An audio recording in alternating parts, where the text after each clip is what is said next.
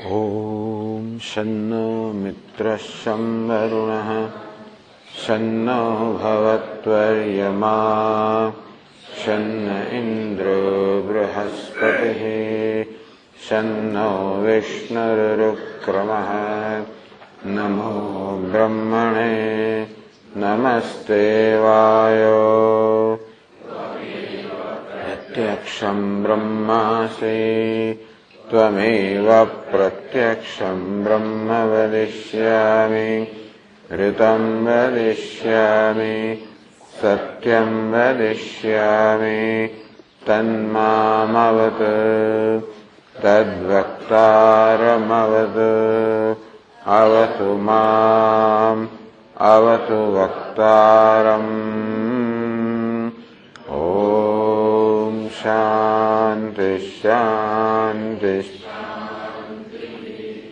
ॐ सहनावतु सहनौ भुनक्तु सह वीर्यं करवावहै तेजस्विनावधीतमस्तु मा विद्विषावहै।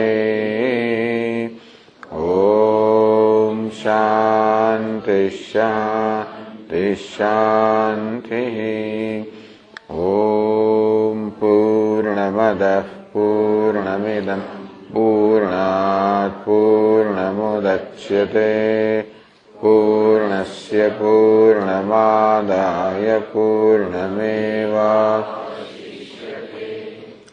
ॐ शान्ति शान्ति शान्तिः।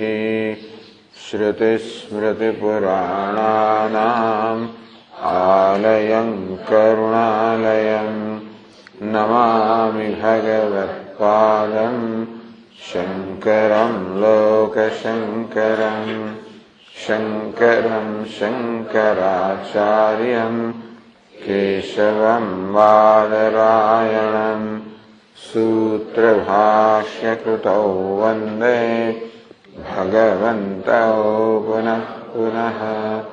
ईश्वरो गुरुरात्मेति मूर्तिभेदविभागिने व्योमवद्व्याप्तदेहाय दक्षिणामूर्तये नमः।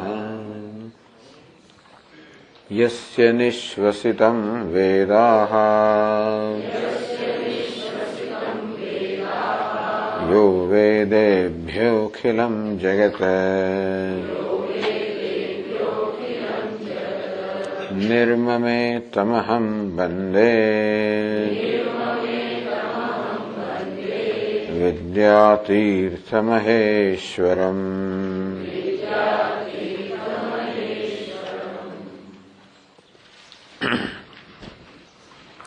તો પ્રારબ્ધ અને પુરુષાર્થ વચ્ચે ચર્ચા ચાલી રહી છે. તો પ્રારબ્ધવાદી કહે છે કે પ્રારબ્ધનું બળ તો તત્વજ્ઞાન કરતા વધારે છે.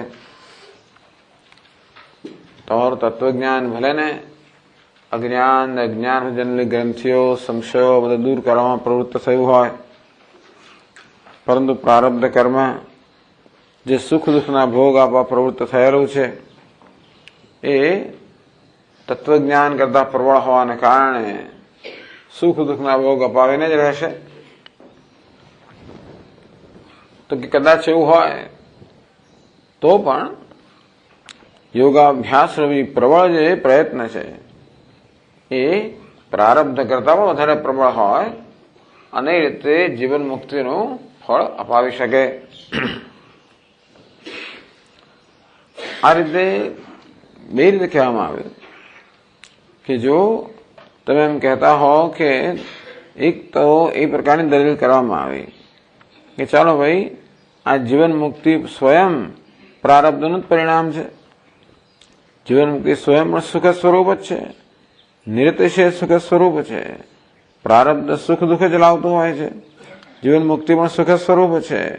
એવાને કારણે એ પ્રારબ્ધ જ ગણી શકાય, કારણ કે પ્રારબ્ધ સુખ દુઃખના રૂપમાં જ હોય છે. તો અને પેલો કે બરોબર છે પરંતુ પેલું કે જો પ્રારબ્ધ જ જીવન મુક્તિ અપાવતી હોય તો આ બધા પ્રયત્નની જરૂર છે કે પ્રયત્નની જરૂર તો પડે. જો પ્રયત્નની જરૂર જ ના હોય તો કૃષિ વાણિજ્ય વગેરેમાં કોઈ પ્રયત્નની જરૂર જ નહીં પડે. તો પેલો કે જો ભાઈ પ્રારબ્ધ તો કર્મ છે, અદૃષ્ટ છે. એ અદૃષ્ટ કર્મને કોઈ દૃષ્ટ સાધન સામગ્રી જોઈએ તો જ અદૃષ્ટ કર્મ પોતાનું ફળ આપી શકે. એટલે આ ખેડૂતના પ્રારબ્ધમાં હોય તો પણ ખેડૂતે દૃષ્ટ પ્રયત્ન કરવો પડે તો જ એનું પ્રારબ્ધ એને સંપત્તિ અપાવી શકે, પાકરૂપી સંપત્તિ અપાવી શકે કે વ્યાપારને પણ સંપત્તિ અપાવી શકે. તો દલીલ કરવામાં તો બરોબર છે કે આ વ્યક્તિના પ્રારબ્ધમાં જીવન મુક્તિ નામનું પ્રારબ્ધ છે તો પણ એને દૃષ્ટ પ્રયત્ન કરે તો જ પછી એને એ પ્રારબ્ધ જીવન મુક્તિનું સુખ અપાવી શકે. કારણ કે આ જ વસ્તુ છે કે કર્મ, પ્રારબ્ધ કર્મ પણ જો કંઈક અવરોધ નાખવા માંગતું હોય, પ્રતિબંધ નાખવા માંગતું હોય, તમારા કહેવા પ્રમાણે પ્રારબ્ધ કર્મ તત્વજ્ઞાનના માર્ગમાં કશો પ્રતિબંધ નાખવા માંગતું હોય, જેમ ઘણી વાર થતું હોય છે કે ખૂબ પ્રયત્ન કર્યો હોય ખેતીવાડીમાં તોય પણ આપણને ઈચ્છિત ફળ ના મળે, કે વેપાર ધંધાની અંદર પણ ઘણો પ્રયત્ન કરવા છતાં પણ ઈચ્છિત ફળ ના મળે, ત્યારે સમજવું જોઈએ કે કોઈ પ્રબળ પ્રારબ્ધ હશે. તો એ પ્રબળ પ્રારબ્ધ આપણા માર્ગમાં અવરોધ કેમ લાવે? વરસાદ ન લાવવા દ્વારા કે પછી વેપારની અંદર કોઈ ભાવ બદલી નાખવા દ્વારા, એવું કશું કરવા દ્વારા, કોઈ દ્રષ્ટ એવી ઘટના ઉત્પન્ન કરવા દ્વારા જ આપણા માર્ગમાં અવરોધ લાવે ને. ત્યારે આપણે શું કરીએ? એ પ્રતિબંધનો પણ એક પ્રતિબંધક ઉત્પન્ન કરીએ. આપણે કાર્યરી એવો કોઈ યાગ કરીએ જે વળી વરસાદ લાવવા દ્વારા પેલા પ્રતિબંધનો પણ પ્રતિબંધ કરે. ટૂંકમાં કર્મ હંમેશા કોઈનું કોઈ પ્રકારનું દૃષ્ટ સાધન સામગ્રી દ્વારા જ પોતાનું કર્મ કરી શકે. કર્મ સ્વયં અદૃષ્ટ છે અને દૃષ્ટ સાધન સંપત્તિ દ્વારા જ પોતાની અસર ઉત્પન્ન કરી શકે. અથવા એમ પણ કહી શકાય કે આ પ્રારબ્ધ કર્મ કરતા પણ આ શાસ્ત્રીય પ્રયત્ન છે એ વધારે પ્રવાહ છે. એટલે પ્રારબ્ધ કર્મ તત્વજ્ઞાન કરતા પ્રવાહ છે અને શાસ્ત્રીય પ્રયત્ન યોગાભ્યાસ વગેરે એ પ્રારબ્ધ કરતા વધારે પ્રવાહ છે. અને તેથી જો શાસ્ત્રીય પ્રયત્ન પ્રબળ ના હોત પ્રારબ્ધ કરતા તો પછી શાસ્ત્રમાં જે અનેક પ્રકારના આપણને ઉપાયો કહેવામાં આવ્યા છે બધા નિષ્ફળ જાત.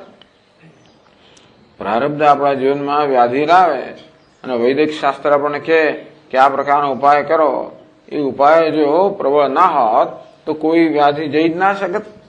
ટૂંકમાં શાસ્ત્રમાં જે અનેક ઉપાય બતાવ્યા છે એ બધા જ વ્યર્થ જાત જો શાસ્ત્રીય પ્રયત્ન પ્રારબ્ધ કરતા પ્રબળ ના હોત. અને તેથી શાસ્ત્રીય પ્રયત્નની પ્રબળતા સ્વીકારવી જ પડે. કહ્યું કે અને હા એવું બનતું હોય છે કે આપણને શાસ્ત્રમાં કયા પ્રકારે પ્રયત્ન કરવા છતાં પણ ક્યારેક સફળતા ના મળે એવું બને. તો ક્યારેક સફળતા ના મળી માટે બધી જ વાર ખોટું છે એવું ના કહેવાય.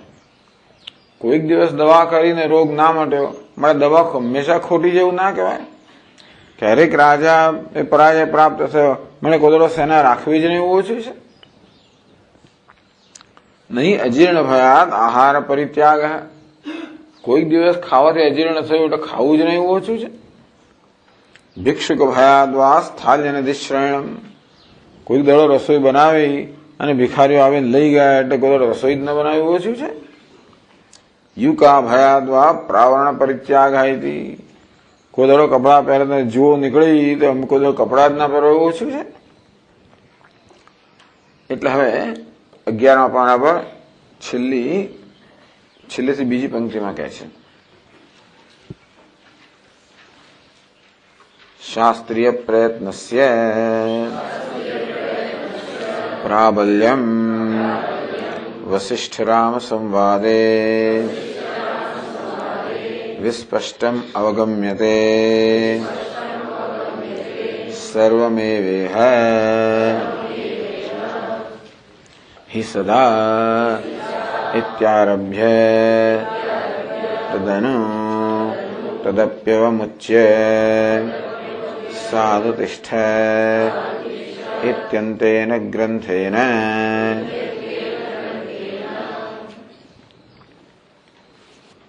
શાસ્ત્રીય પ્રયત્નની પ્રભાતા વશિષ્ઠ ઋષિ અને ભગવાન રામના સંવાદમાં યોગ વાસિષ્ઠ ગ્રંથમાં બહુ જ સ્પષ્ટતાથી કે કેવી રીતે શાસ્ત્રીય પ્રયત્ન પ્રારબ્ધ કરતા પ્રબળ છે. એ શાસ્ત્રીય પ્રયત્નની પ્રભાતા બહુ સ્પષ્ટ રીતે આપણને એ સંવાદમાં જણાઈ આવે છે.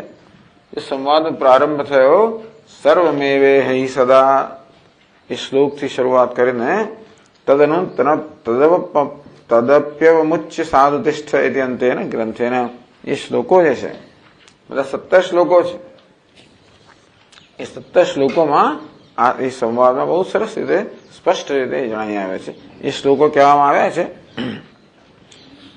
મેં કહ્યું પ્રમાણે જે લોકો પાસે આ લઘુયોગ વાસિષ્ઠ જે લોકોએ આ ગ્રંથ ખરીદ્યો છે એમના 76મા પાના પર મુમુક્ષુ વ્યવહાર પ્રકરણમ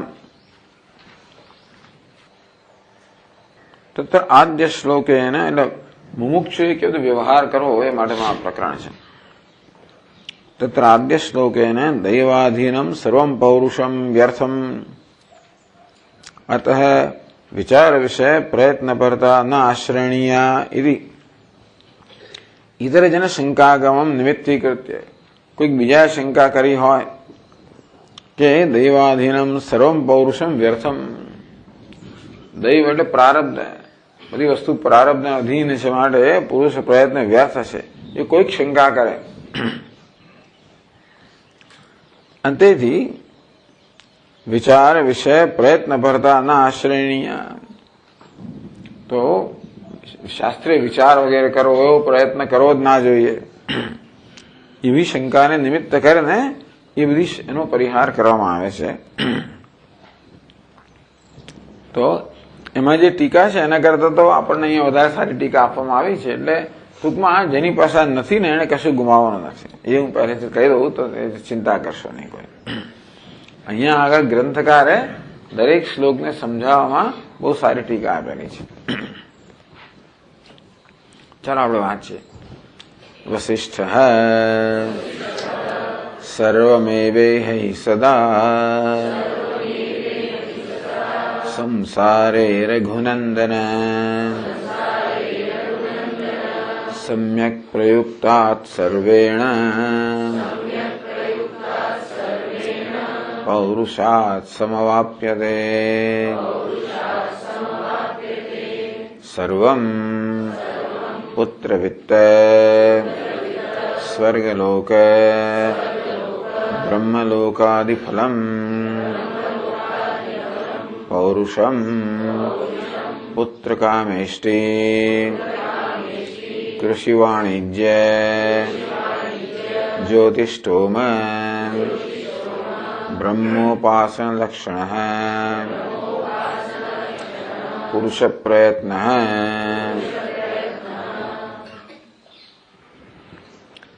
સર્વમ એવૈહ यह संसार हे रघुनंदन, हे रघुनंदन, हे राम, यह संसार आ संसार अंदर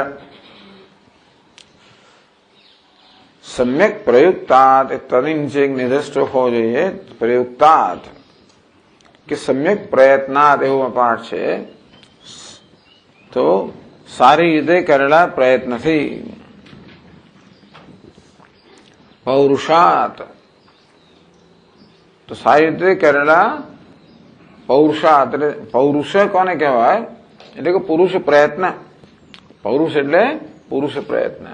કયા પ્રકારનો પુરુષ પ્રયત્ન ગ્રંથકાર કહે છે?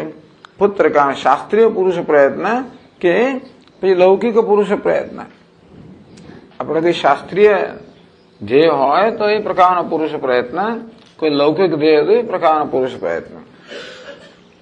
પુત્ર જોઈતો હોય તો પુત્ર કામેષ્ટિ યજ્ઞ કરવો, ધન જોઈતું હોય તો કૃષિ વાણિજ્ય ખેતીવાડી છે, વ્યાપાર વગેરે. સ્વર્ગ જોઈતો હોય તો જ્યોતિષ્ઠોમાં, સ્વર્ગલોક જોઈતો હોય તો જ્યોતિષ્ઠોમાંથી વૈદિક કર્મ કરવું જોઈએ. બ્રહ્મલોક જોઈતો હોય તો બ્રહ્મ ઉપાસના, બ્રહ્માજીની ઉપાસના, હિરણ્યગીરીની ઉપાસના. આ પ્રકારનો પુરુષ પ્રયત્ન એને પૌરુષ કહેવામાં આવે. પૌરુષ એટલે પુરુષ પ્રયત્ન. પણ સમ્યક પ્રયુક્તા પૌરુષાત, એ પુરુષ પ્રયત્ન પણ સમ્યક એટલે યોગ્ય રીતે કરવો જોઈએ. યોગ્ય રીતે થયેલા પુરુષના પ્રયત્નથી. પછી તમારે ધન સંપત્તિ જોઈતો એનો પુત્ર કામેષ્ટિ કરતો બરોબર નથી. પુત્ર જોઈતો એને કૃષિ વાણિજ્ય કરતો બરોબર નથી વગેરે. એટલે કે સાધ્ય અને સાધન, જે પ્રકારનું સાધ્ય જોઈતું હોય એને અનુરૂપ સાધન કરવું જોઈએ. તદુપરાંત એ સાધન પણ યોગ્ય રીતે કરવું જોઈએ. સમ્યક પ્રયુક્તા. સર્વમ, વશિષ્ઠ ઋષિ કહે છે, જે કાંઈ જોઈએ તે પ્રાપ્ત થાય. સર્વમ કે પુત્ર જોઈતો એ, વિત્ત એટલે ધન સંપત્તિ, સ્વર્ગલોક જોઈતો હોય તો તે, બ્રહ્મલોક જોઈતો હોય તો તે, બ્રહ્મલોકાદિ ફલમ, આ કઈ ફળ જોઈતું હોય, જે કંઈ જોઈતું હોય તે પ્રાપ્ત કરી શકાય. એ સંસારે, આ સંસારની અંદર હે રઘુનંદન, સદા હંમેશા જે કંઈ જોઈતું હોય એ યોગ્ય પુરુષાર્થથી પ્રાપ્ત થઈ શકે. સમવાપ્યતે, સમ્યક અવાપ્યતે, સારી રીતે પ્રાપ્ત થઈ શકે. એટલે પ્રશ્ન થયો, પૌરુષાત સર્વમ સમવાપ્યતે ચેત અશાસ્ત્રીયાદ પૌરુષાત પરમાર્થ પ્રાપ્તિ સ્યાત. કોઈ પ્રશ્ન કર્યો, આપ કહો છો કે પુરુષ પ્રયત્નથી બધું જ પ્રાપ્ત થાય, તો અધર્મના માર્ગે કોઈ પ્રયત્ન કરે તો એ બધું પ્રાપ્ત થવું જોઈએ? કયું પૌરુષાત સમાપ્યતે, પુરુષ પ્રયત્નથી પ્રાપ્ત થતું હોય તો અશાસ્ત્રીયાદ પૌરુષાત પરમાર્થ પ્રાપ્તિ સ્યાત. તો શાસ્ત્રને સંમત ના હોય એવો અધર્મ માર્ગનો જે પુરુષાર્થ હોય એનાથી પારમાર્થિક વસ્તુ પ્રાપ્ત થાય, તો મુમુક્ષુએ શું એવું અનુષ્ઠાન કરવું જોઈએ? એવો એક પ્રશ્ન થાય. એના ઉત્તરમાં બીજો શ્લોક કહે છે, ઉચ્છાસ્ત્રમ શાસ્ત્રિતમ ચેદે પૌરુષમ દ્વિવિધમ સ્મૃતમ તત્રોચ્છાસ્ત્રમનર્થાય પરમાર્થાય શાસ્ત્રિતમ.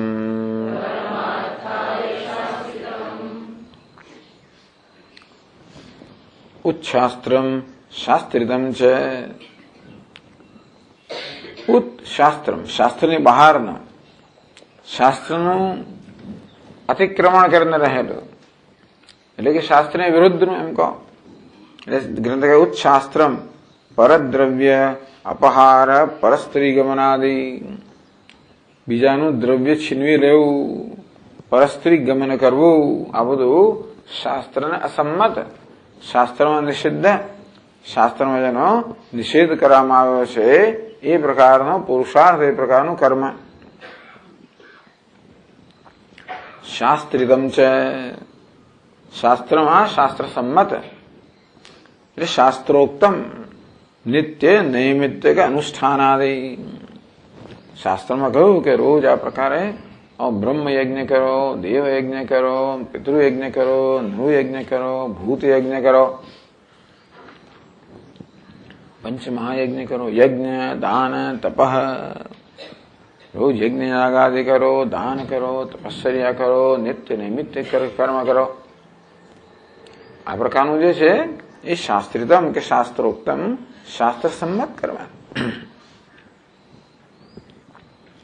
ઉચ્છાસ્ત્રમ શાસ્ત્રિતમ છે.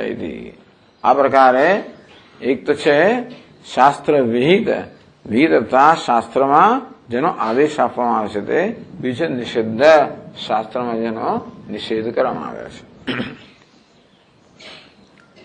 પૌરુષમ દ્વિવિધમ સ્મૃતમ, और બે પ્રકારનો પુરુષ પ્રયત્ન છે. તત્ર ઉચ્છાસ્ત્રમ અનર્થાય, એમાં શાસ્ત્રને સંમત નથી, શાસ્ત્ર વિરુદ્ધ છે, એ અનર્થનું સાધન બને છે. અનર્થ એટલે અનર્થ નરક, એ નરકમાં લઈ જનારું નીવડે છે. પરમાર્થાય શાસ્ત્રિતમ, જ્યારે શાસ્ત્ર અનુરૂપ જે પુરુષાર્થ છે એ પરમાર્થ. અર્થેષુ સ્વર્ગાદિષુ પરમ મોક્ષ પરમાર્થ. સ્વર્ગ અને મોક્ષ સુધી પણ લઈ જનારું નીવડે જો આપણે શાસ્ત્રને શાસ્ત્રોક્ત કે શાસ્ત્ર સંમત જે પુરુષાર્થ છે એ પુરુષાર્થ અનુષ્ઠાન કરીએ. પરમાર્થાય શાસ્ત્રદમ ઇતિ પ્રપંચાયતિ. કઈ રીતે? તો શાસ્ત્રને સંમત જે પુરુષાર્થ છે એ આપણને શ્રેષ્ઠ અર્થ પ્રાપ્ત કરાવે, શ્રેષ્ઠ ધ્યેય પ્રાપ્ત કરાવે, કે શ્રેષ્ઠ ઈચ્છિત વસ્તુ પ્રાપ્ત કરાવે. કઈ રીતે? એ વાત ત્રીજા શ્લોકમાં કહે છે. આબાલ્યાદલમભ્યસ્તૈઃ શાસ્ત્ર સત્સંગમાદિભિઃ ગુણૈઃ પુરુષ યત્નેન સોર્થ સંપાદ્યતે હિતઃ.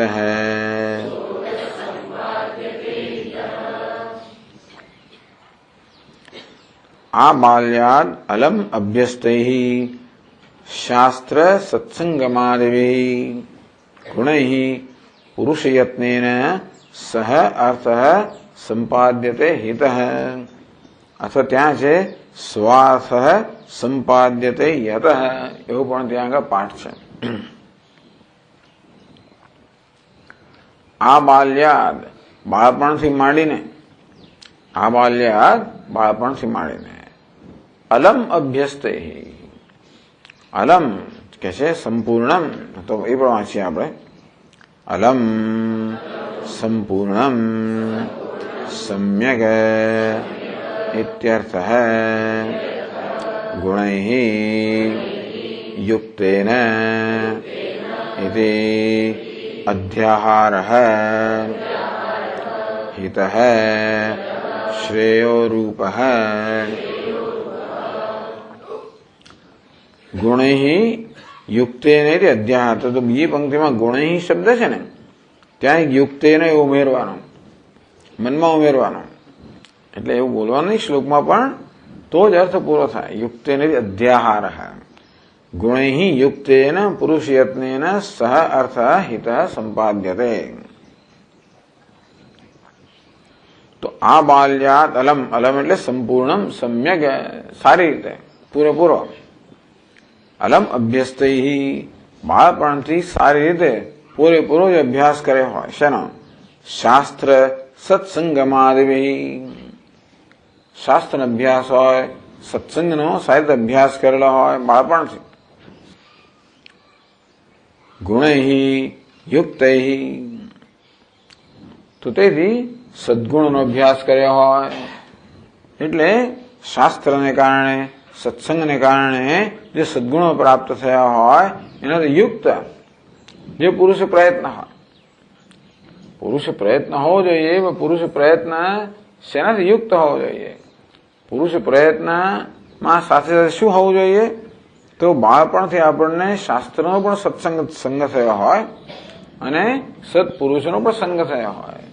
શાસ્ત્રમાંથી આપણને શું કરવું અને શું ન કરવું, ધર્મ અધર્મ એ વિષયનું આપણને વિવેક પ્રાપ્ત થયો હોય. શાસ્ત્રમાંથી આપણને બુદ્ધિની સમજ પડે, પણ સત્પુરુષો પાસેથી એનો અમલ કેમ કરવો એ સમજ પડે. શાસ્ત્રમાંથી ધર્મ અધર્મ એ કોને કહેવાય ખબર પડે, પણ આચરણ કેમ કરવું એ તો આપણે સત્પુરુષ પાસે ખબર પડે. સાચું બોલવું, આમ કરવું, તેમ એ તો આપણે સિદ્ધાંત જાણીએ, પછી સિદ્ધાંત અમલ કેમ થાય એ સત્પુરુષોના આચરણમાંથી ખબર પડે. એટલે કહ્યું શાસ્ત્ર સત્સંગમાદિભિઃ. શાસ્ત્ર સત્સંગ આ બધા બાળપણથી જ જો આપણને એનો અભ્યાસ હોય, એનો પૂરેપૂરો અભ્યાસ હોય, સારી રીતે અભ્યાસ હોય, એને કારણે ઘણા બધા સદગુણો આપણે ગ્રહણ કર્યા હોય, એ સદગુણો સહિતનો આપણો પુરુષ પ્રયત્ન હોય, તો આપણો શાસ્ત્રીય પ્રયત્ન હોય. આપણો પ્રયત્ન કે પુરુષ પ્રયત્ન શાસ્ત્રિત કે શાસ્ત્રને સંમત ક્યારે હોય? જ્યારે આપણને શાસ્ત્રનું જ્ઞાન હોય અને જ્યારે આપણે સત્સંગ કરેલો હોય અને એ સત્પુરુષો માંથી આપણે જાણી હોય કે કેવી રીતે એ બધા શાસ્ત્રમાં કહેલા આદેશો છે એનું આચરણ કેમ કરવું, એનો અમલ કેમ કરવો, એ પણ આપણે જોયું હોય, અનુભવ્યું હોય. એ પેલા કહે ને કે વૈદિક શાસ્ત્ર આપણે શીખ્યા હોઈએ સ્કૂલમાં કે કોલેજમાં, પછી કોઈ વૈદ રાજ સાથે 2-4-5 વર્ષ રહીએ ત્યારે ખબર પડે કે દવાઓ બધી કેમ બનાવી ને કેમ આપવી ને શું કરવું, એ બધું તો આપણે જોઈએ ત્યારે ખબર પડે. આપણે પેલા LLB કર્યું તો ખરા, એ કોઈ વકીલને 5 વર્ષ રહીએ ત્યારે ખબર પડે કે બધી ખરેખર પ્રેક્ટિસ કેમ કરવી. તો એ રીતે શાસ્ત્ર સંગમાદિભિ ગુણૈ યુક્તેન પુરુષ યત્નેન, એ પ્રકારના ગુણો ધરાવનારો જે ગુણો સહિતનો જે પુરુષ પ્રયત્ન છે, પુરુષાર્થ છે, સહ અર્થ હિત શ્રેય રૂપ અર્થ સંપાદ્યતે. એ સ્વર્ગ કહો કે મોક્ષ કહો, એ જે અર્થ છે અર્થાત જે આપણો ઈચ્છિત આપણું ધ્યેય છે એ આપણે સંપાદિત કરી શકીએ.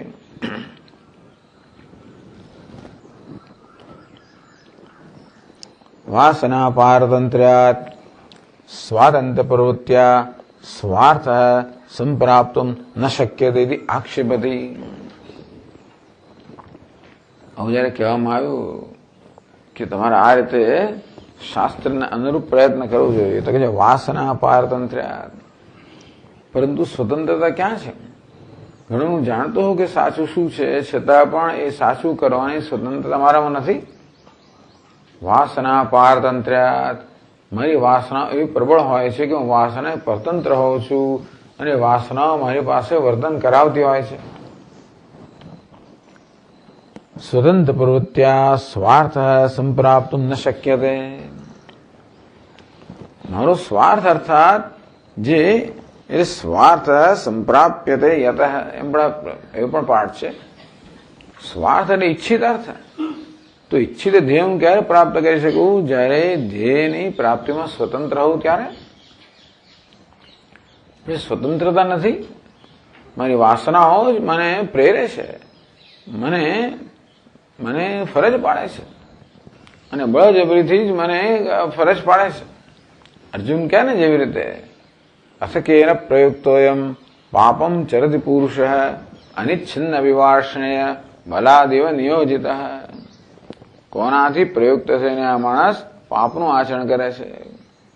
અનિચ્છન, ઈચ્છા ન હોય તો પણ બલાદેવ નિયોજિત, બળપૂર્વક એને નિયુક્ત કરવામાં આવ્યો હોય એમ પોતાની ઈચ્છા વિરુદ્ધ આ માણસ પાપનું આચરણ કેમ કરતો હશે?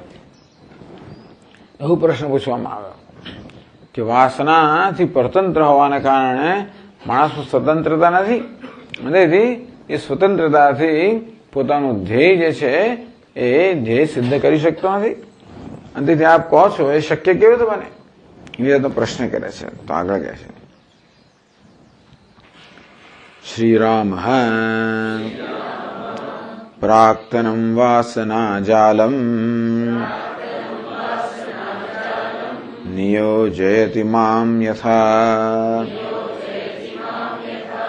મુને તથૈવ તિષ્ઠામિ કૃપણઃ કિમ કરોમ્યહમ ઇતિ. વાસના ધર્માધર્મરૂપાઃ જીવગતાઃ સંસ્કારાઃ. તો રામચંદ્રજી કહે છે એટલે કોઈક આ બીજા કોઈક જેમ અર્જુન પ્રશ્ન પૂછતો હોય તો બીજા કોઈકને ધ્યાનમાં રાખીને પૂછતો હોય, બીજા નિમિત્ત કૃત્ય, બીજા કોઈ પોતે જાણે બીજો કોઈક હોય નિમિત્તે બનીને પ્રશ્ન પૂછતો હોય.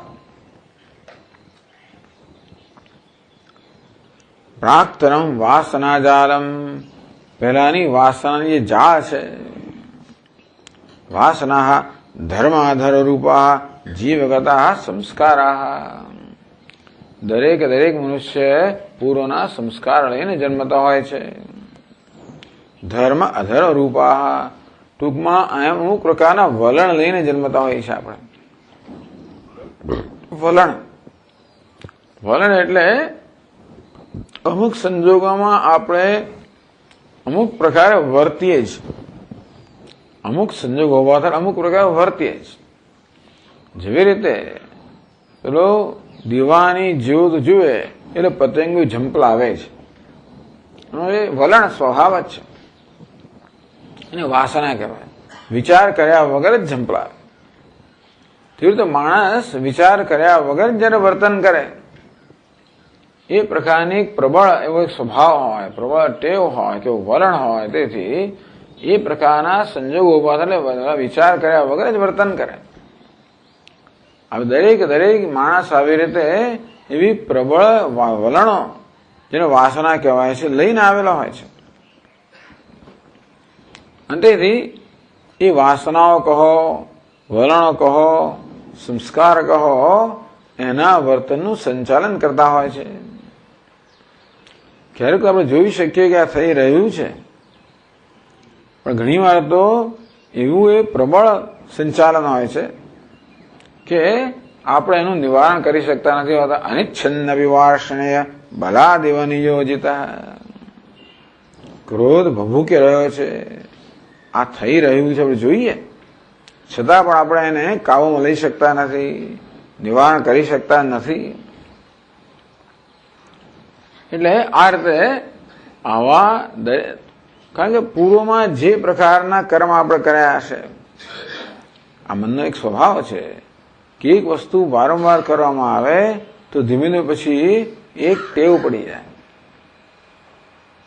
જેમ નીક ખોદવામાં આવે, ધીમે ધીમે પછી એ ઊંડી થતી જાય તો પાણી પછી આપોઆપ જેમ વહેવા માંડે. તેમ એકનો એક જ વિચાર વારંવાર મનમાં આવતો જાય તો મનમાં પણ એક પ્રકારની નીક ખોદાતી જાય અને પછીનો વિચાર આપોઆપ જ એ નીકમાં જ વહેતો જાય. આપણે પ્રયત્ન ના કરવો પડે.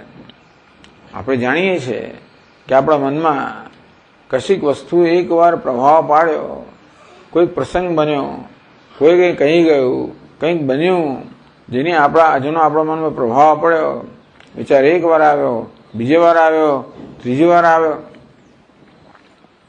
પછી તો આવ્યા જ કરે, તો અહીં ભૂલાતું જ નથી.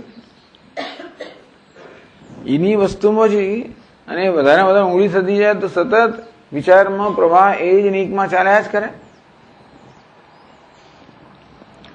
તો આવી રીતે જીવન દરમિયાન અમુક વસ્તુઓ વારંવાર થતી હોય તો પછી આપણા પ્રયત્ન વગર જ એ વસ્તુ થયા કરે, એ દોહરાવ્યા થાય, દોહરાતી જ જાય. આવી જાતના સંસ્કાર કહો કે વલણો કહો, એવા લઈને ભૂતકાળની આવી ટેવો કહો કે સ્વભાવ કહો, લઈને દરેક વ્યક્તિ જન્મી હોય છે. એમાં ધર્મ અને અધર્મ બંને પ્રકારના સંસ્કાર હોય. એટલે ઘણા લોકો ધર્મના સંસ્કાર લઈને જન્મ્યા હોય એટલે સત્કર્મ જ કરે. એમને એવી ટેવ હોય કે આમ દાન કરે, સારું જ કરે, એમના બહુ એવા માયાળુ હોય, દયાળુ હોય, એવી જાતની એમનામાં વૃત્તિઓ હોય. કોઈક બહુ મારકડા હોય, નાના બાળકો પણ એવા હોય છે, નાનપણથી જ જણાઈ આવે. કેટલાક એવા હોય કે બસ મારકડા હોય, કેટલાક બધું આપી દેનારા હોય, કેટલાક ઝૂંટવી લેનારા હોય, ઘણા લોકો મદદ કરનારા હોય. એવી જાતની વૃત્તિઓ હોય છે, દરેકમાં કઈ ને કઈ વૃત્તિઓ હોય છે. તો આ પ્રકારની જે પ્રબળ વૃત્તિઓ હોય છે કે પ્રબળ સંસ્કારો હોય છે, જે આપણા સ્વભાવનું ઘડતર કરતા હોય છે, જે આપણા સ્વનું બંધારણ કરતા હોય છે, એને સંસ્કાર કહેવામાં આવે છે કે વાસના કહેવામાં આવે છે. પ્રાક્તનમ વાસનાજાલમ, આની તો બહુ ચર્ચા કરવામાં આવશે. બધું વાસના ક્ષય પ્રકરણ છે આખું. પ્રાક્તનમ વાસનાજાલમ. તો પહેલાનું પૂર્વની વાસના જાળ,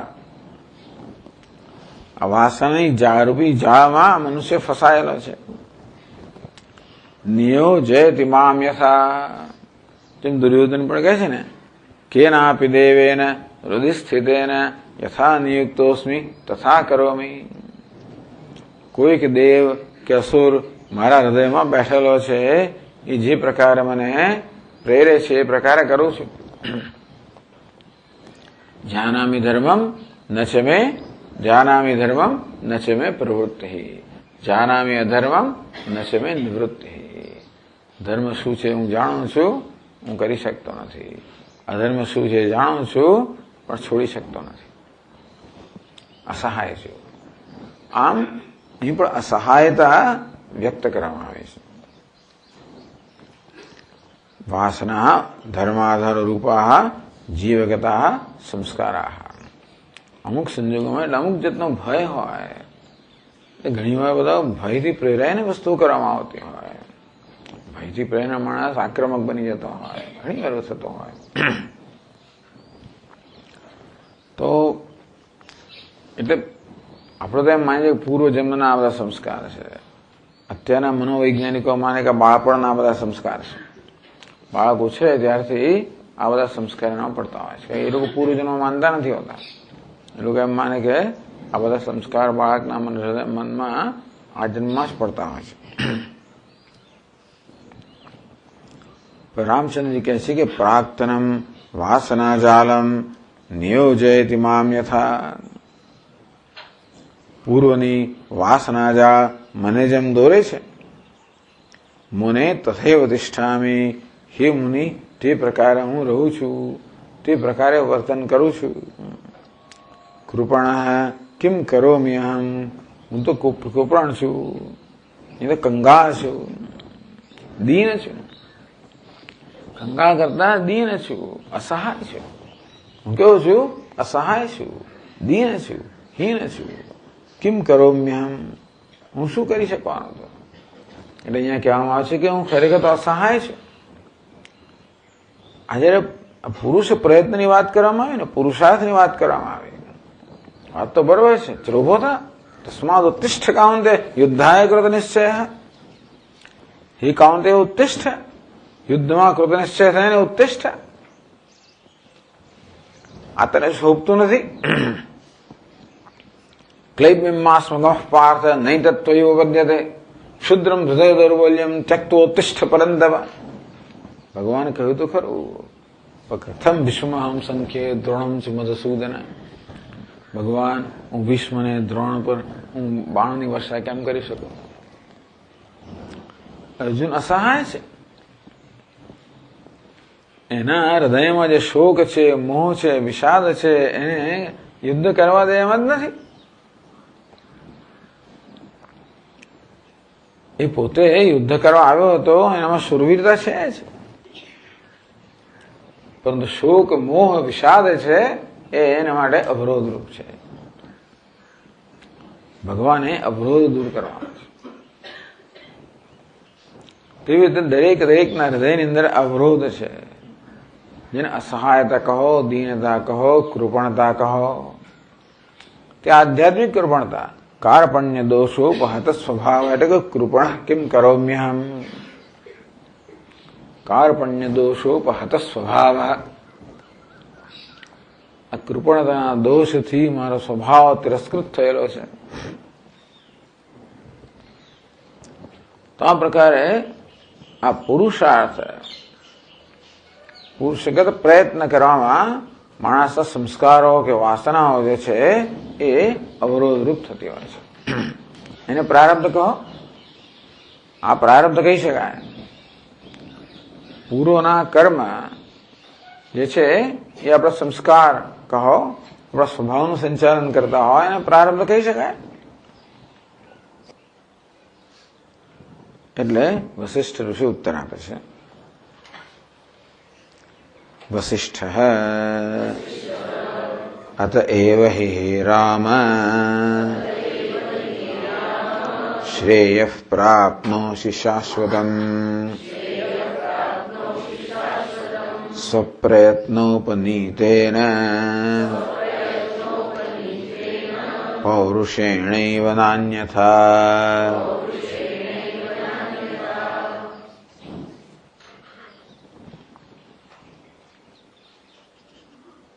અતએવ હિ એટલે આગળ કહે છે યતઃ વાસના પરતંત્રો ભવાન અતએવ હિ પારતંત્ર નિવારણાય સોત્સાહ સંપાદિતઃ મનોવાક્કાયજન્યઃ પુરુષ વ્યાપારઃ અપેક્ષિતઃ. અતએવ હિ તેથી જ હું કહું છું યતઃ કારણ કે વાસના પરતંત્રો ભવાન કારણ કે હે રામ તમે વાસનાથી પરતંત્ર છો એટલા જ માટે. હે રામ શ્રેય પ્રાપ્નોષિ શાશ્વતમ અતએવ હિ પારતંત્ર નિવારણાય તેથી પરતંત્રતાનું નિવારણ કરવા માટે સ્વતંત્ર બનવા માટે સ્વપ્રયત્ન ઉપનીતેન પૌરુષેણ એ જ કારણે તારા પોતાના પ્રયત્નથી સાધેલા પુરુષાર્થ વડે અને ન અન્યથા અને કે બીજી કોઈ રીતે. ટૂંકમાં આ જે પરતંત્રતા છે એને પ્રારબ્ધ કહો કે પરતંત્રતા કહો, તારા પોતાના પ્રયત્નથી સાધેલા પુરુષાર્થ વડે છે, બીજો કોઈ ઉપાય નથી. ને પુરુષાર્થ કે પુરુષ પ્રયત્નનો જે છે એનો જ મહિમા ગાવામાં આવ્યો છે. લક્ષ્મણજીએ રામજીને કહ્યું કે શું તમે દૈવમ દૈવમ કરો છો? સમુદ્ર તરવાનો છે, સમુદ્રને પાર કરવાનો જયારે ઓળંગવાનો પ્રસંગ આવ્યો ત્યારે વિભીષણે સલાહ આપી. ભગવાન રામચંદ્રજી બની સલાહ પૂછી વિભીષણની, સુગ્રીવ બધાની. વિભીષણ તો ત્યાંના જ કહેવાય ને, એટલે સમુદ્રના જાણીતા કહેવાય ને, ત્યાં સમુદ્ર પર રહેનારા નવા નવા આવેલા છે એટલે એને માન આપવું જોઈએ. એટલે સલાહ પૂછી કે શું કરવું જોઈએ. વિભીષણ કે મહારાજ સમુદ્ર તો આપના પૂર્વજ છે એટલે આપના ગુરુ કહેવાય, તેથી આપને માર્ગદર્શન આપશે, એટલે આપને વિનંતી કરો, એટલે પ્રાર્થના કરો. એટલે લક્ષ્મણજી ગુસ્સે થઈ ગયા, પ્રાર્થના શું કરો છો? એક બાણ કાઢો, સમુદ્રને ધમકી આપો તો આવીને ઉભો રહેશે. પ્રાર્થના શું કરવાની? દૈવમ. એટલે વિભીષણ કે જો દૈવમ ખુશ થશે, ઈશ્વર અનુગ્રહ કરશે તો આપણો માર્ગ મળી રહેશે. અરે દૈવમ દૈવમ શું કરો છો? લક્ષ્મણજી કે. રામચંદ્ર કે જયારે શાંત થાય બધું થઈ રહેશે, બરોબર થઈ રહેશે. 3 દિવસ સુધી મહારાજ ત્યાં આગળ દરિયા કિનારે આસન નાખીને બેઠા, પ્રાર્થના કરી, પણ દરિયાએ કઈ દાદ ના આપી. અને ત્યારે પછી ગુસ્સે થયા. ત્યારે પછી લક્ષ્મણ કે લક્ષ્મણ બાણ લાવો, ધનુષ લાવો. ધનુષ બાણ ચડાવ્યું અને પછી દરિયો જે ત્યાં આગળ બાણ ચડાવતા માત્ર જ જે દરિયામાં સુસવાટ થયો અને એટલું બધું એનું ઉષ્ણતામાન વધી ગયું, એના બધા જળચર પ્રાણીઓ જે છે એ બધા બિચારા ઉકળવા માંડ્યા, મરવા માંડ્યા. એટલે લાગ્યું દરિયો તો રાજા છે ને, એટલે પછી બ્રાહ્મણ રૂપ લઈને આવેલો. અને પછી એટલે કે આ પુરુષ પ્રયત્નથી થાય, પ્રાર્થનાથી કઈ થાય ભાઈ નહીં. લક્ષ્મણજી કે એ સાચા નીકળ્યા, વિષય પણ સાચો જ નીકળ્યો ને, કે દરિયો તમારો પૂર્વજ છે, તમને માર્ગ બતાવશે. એ વાત પણ સાચી જ નીકળી. પ્રાર્થના પણ એક પ્રયત્ન જ છે, પુરુષાર્થનો અંગ જ છે. પણ સ્વપ્રયત્ન ઉપનીતે એને પૌરુષેણ, એટલે પોતાના પ્રયત્નથી સાધેલા પુરુષાર્થ વડે જ પારતંત્ર નિવારણાય સ્વ ઉત્સાહ સંપાદિત મનોવાક્કાયજન્ય પુરુષ વ્યાપાર અપેક્ષિત. પોતાના ઉત્સાહથી પ્રયત્ન કરવો જોઈએ. મન વાણીના કાયાના સ્તરે પોતાના ઉત્સાહથી સંપાદિત કરેલો જે પુરુષ પ્રયત્ન છે એની અપેક્ષા છે શેના માટે? પરતંત્રતાના નિવારણ માટે. વાત સાચી જ છે કે વાસના મનુષ્યને પરતંત્ર બનાવે છે. મનુષ્યના પ્રયત્નમાં પૂર્વ સંસ્કારો જે છે એ અવરોધરૂપ બને છે, પરંતુ એ સંસ્કારોના તાબે ન થવું જોઈએ અને પોતાના ઉત્સાહથી એ સંસ્કારો પર પણ ઉપરવટ થઈને પોતાનો જે ધ્યેય છે એ ધ્યેયની દિશામાં આગળ વધવું જ જોઈએ. અતએવ, કારણ કે હે રામ, માણસ વાસનાને પરતંત્ર છે, એટલા જ માટે એણે પોતાના ઉત્સાહથી એ વાસનાઓને ઉપરવટ જઈને પણ પોતાના ધ્યેય પ્રત્યે આગળ વધવા માટે યોગ્ય પ્રયત્ન કરવો જ જોઈએ.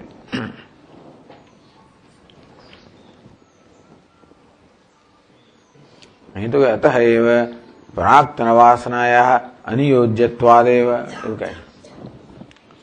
તારી વાસનાઓ તને યોજિત, તને પ્રયુક્ત ના કરી શકે. પુરુષ વ્યાપારેણ શ્રેય પ્રાપ્નોસી. ન પૂર્વ વાસના તીવ્ર વાયુવત પુરુષમ પ્રેરયતિ કિંતુ ઇચ્છોપસંહાર મુખેન સ્વાતંત્ર્યમ પ્રયચ્છતિ તથા સતી સ્વતંત્ર પ્રવૃત્ત્યા સ્વાર્થ સંપ્રાપ્તુમ શક્ય ઇતિ. અહીં તો ઉલટું જ લખે છે ટૂંકમાં. આ ટીકાકાર તો લખે છે કે પૂર્વ વાસના ખરેખર તો કોઈ વાયુની જેમ પુરુષને પ્રેરિત કરતી નથી. એની ઈચ્છા જે છે ને એ ઈચ્છાનું સંકેલી લે છે અને એ રીતે ખરેખર પુરુષને સ્વતંત્રતા પ્રદાન કરે છે. અને એ રીતે પૂર્વની વાસના જે છે એ તમને તમારા સ્વતંત્રતા પ્રદાન કરવા મદદરૂપ થાય છે. એટલા માટે જ હે રામ, શ્રેય પ્રાપ્નોસી શાશ્વતમ. તેથી જ એ પૂર્વ વાસના તને સ્વતંત્રતા પ્રદાન કરે છે અને તેથી તારા પ્રયત્નથી તું શાશ્વત શ્રેયને પ્રાપ્ત કરશે. અથવા આ ગ્રંથકાર કે જે પ્રમાણે તારા પ્રયત્નથી વાસનાની પ્રબળતાથી ઉપર ઉઠીને, એટલે પરતંત્ર ઉપર ઉઠીને સ્વતંત્ર બન અને સ્વપ્રયત્નથી શાશ્વત પદ છે એને પ્રાપ્ત કરે. સ્વપ્રયત્નોપનીતેન પૌરુષેણેવ શ્રેય પ્રાપ્તિ કેન પ્રકારેણ આશંક્ય વિભાગેન પ્રાક્તન વાસના જાળ સદ્ભાવમ દર્શયન તત્રાપી પ્રકારમ દર્શયતિ. હવે વાસનાઓ કયા પ્રકારની હોય છે એ બતાવ્યા છે. 6 શ્લોકમાં કહે છે દ્વિવિધો વાસના વ્યુહ શુભશ્ચૈવાશુભશ્ચ તે પ્રાક્તનો વિદ્યતે રામ દ્વયોરેકતરોથવા કિમ ધર્મા ઉભૌ અપી ત્વામ નિયોજયતઃ ઉત એકતરઃ ઇતિ વિકલ્પઃ એકતર પક્ષેપી શુભઃ અશુભો વા ઇતિ અર્થાત સિદ્ધો વિકલ્પઃ.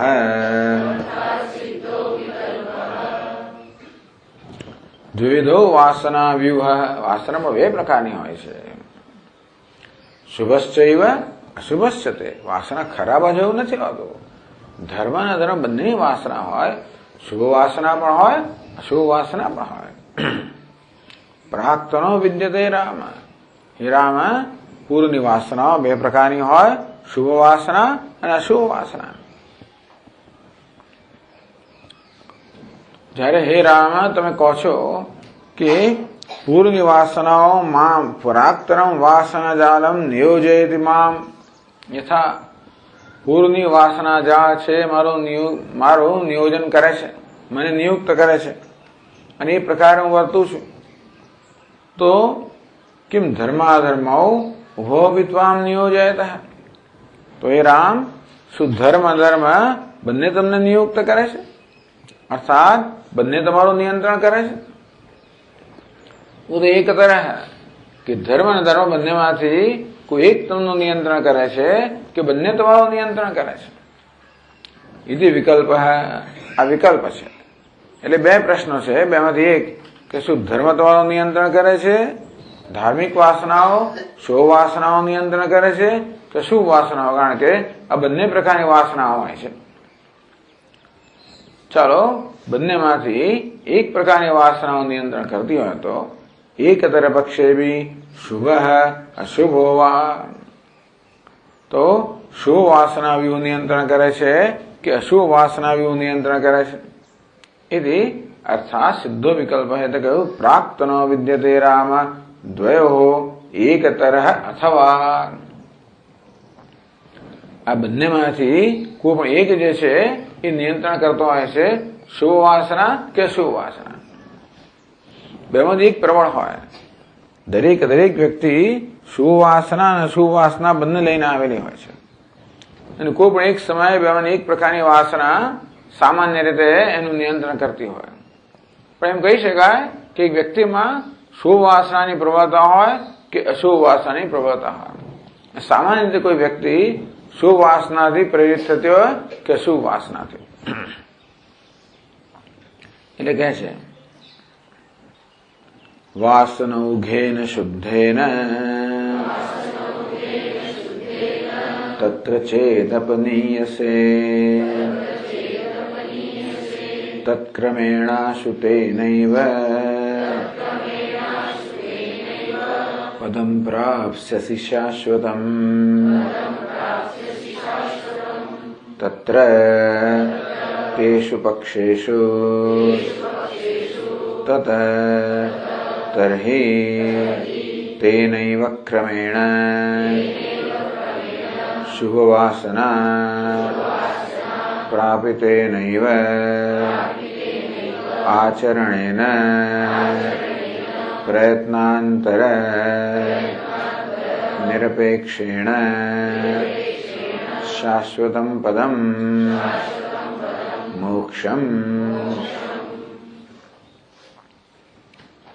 વાસનો ઘેન શુદ્ધેન, વાસના ઓઘ, ઓઘ એટલે સમૂહ.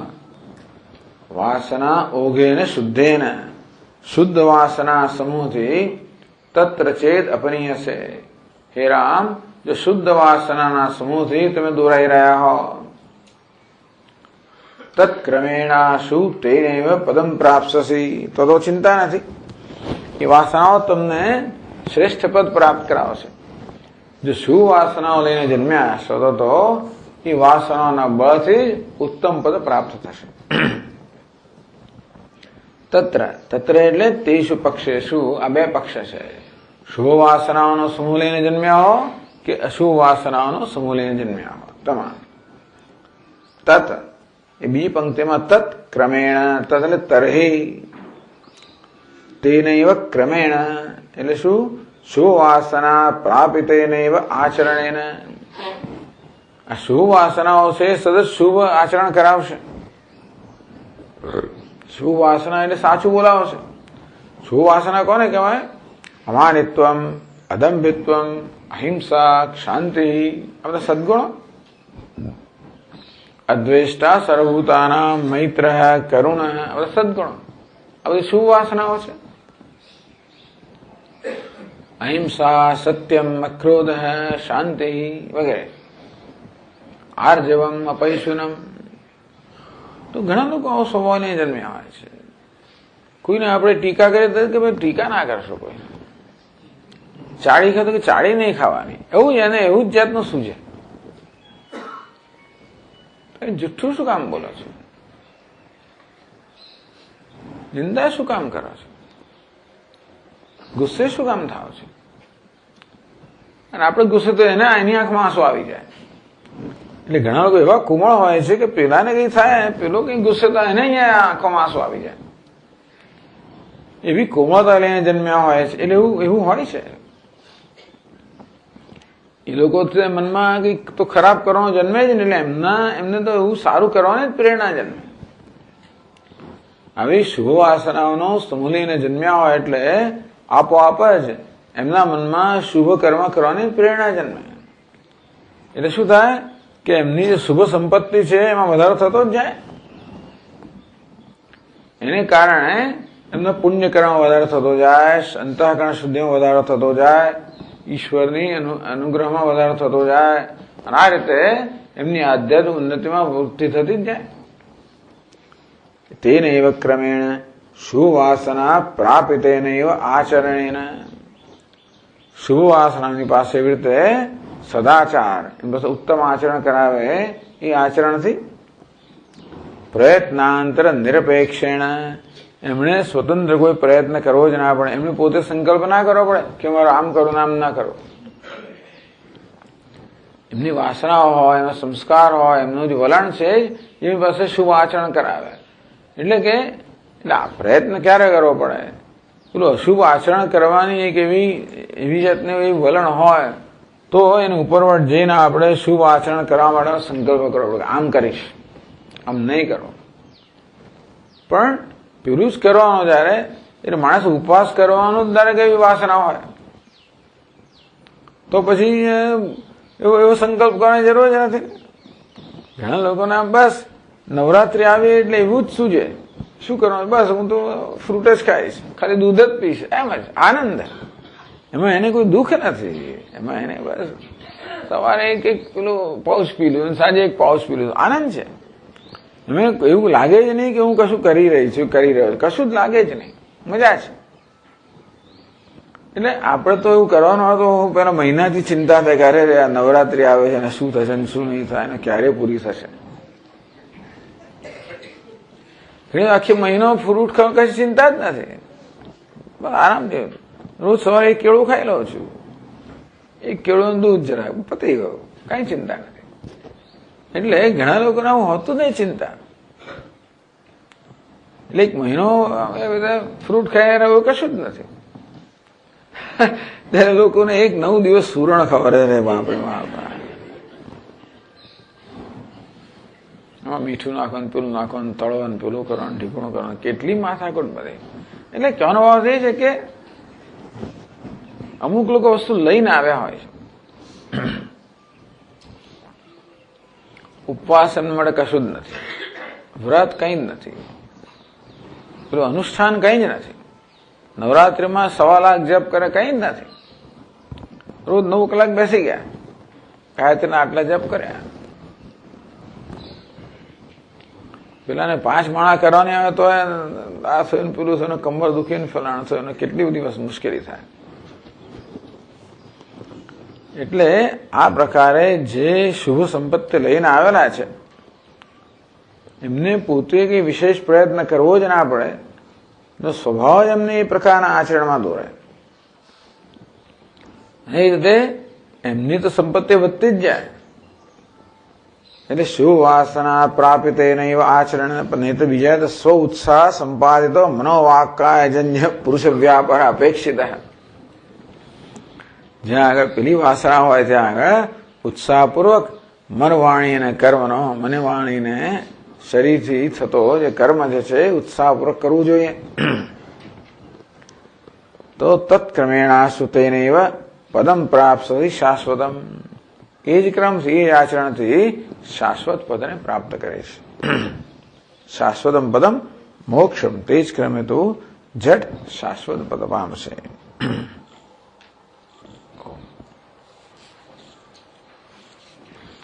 ઓમ પૂર્ણમદ પૂર્ણમિદમ પૂર્ણાત પૂર્ણમુદચ્યતે પૂર્ણસ્ય પૂર્ણમાદાય પૂર્ણમેવાવશિષ્યતે. ઓમ શાંતિ શાંતિ શાંતિ. શંકરં શંકરાચાર્યં કેશવં બાદરાયણં સૂત્રભાષ્યકૃતૌ વંદે ભગવन्तौ પુનઃ પુનઃ. ઈશ્વરો ગુરુરાત્મેતિ મૂર્તિભેદવિભાગિને વ્યોમવદ્વ્યાપ્તદેહાય દક્ષિણામૂર્તયે નમઃ. ઓમ શાંતિ શાંતિ શાંતિ. હરિ ઓમ. શ્રી ગુરુભ્યો નમઃ. हरि ओम।